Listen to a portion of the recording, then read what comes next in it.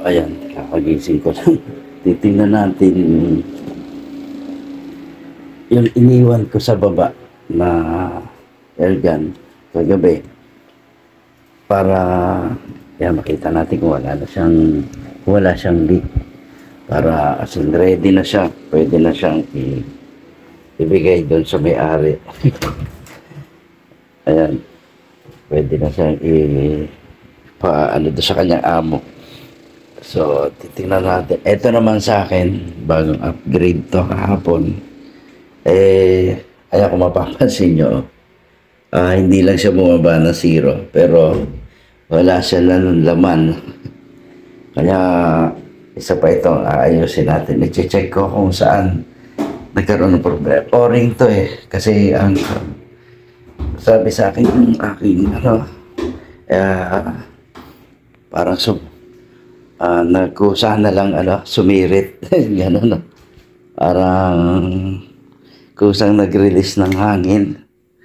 Yun nangyari after mga ilang oras na siyang mga ilang oras na siyang naka-standby doon.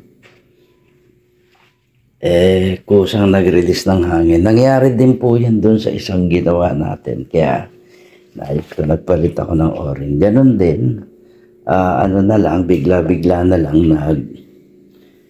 sumirit. Tapos yun, kinalas ko, tinignan ko lang kung saan parte para hindi makasaya sa panahon. Dapat alam natin kung saan mismo. Yan, nahulog pa yung ating magazine. Yan, so sisilipin natin. Sisilipin natin yon kung okay na talaga. So, ayan siya. Ayan yun. Diba yung in-upgrade natin kahapon? Ito siya. Lahat ng gauge nasa kabila. So, ayan. Yun. Kita nyo, hindi nagbago. Diba? So, pwede na to kay sir, pwede nang kunin. Ayan, sked mo na lang para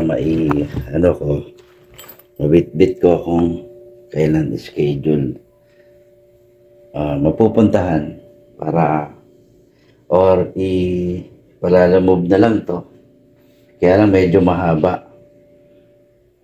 Hindi tatry ko kung mabubunot dito pero mahaba.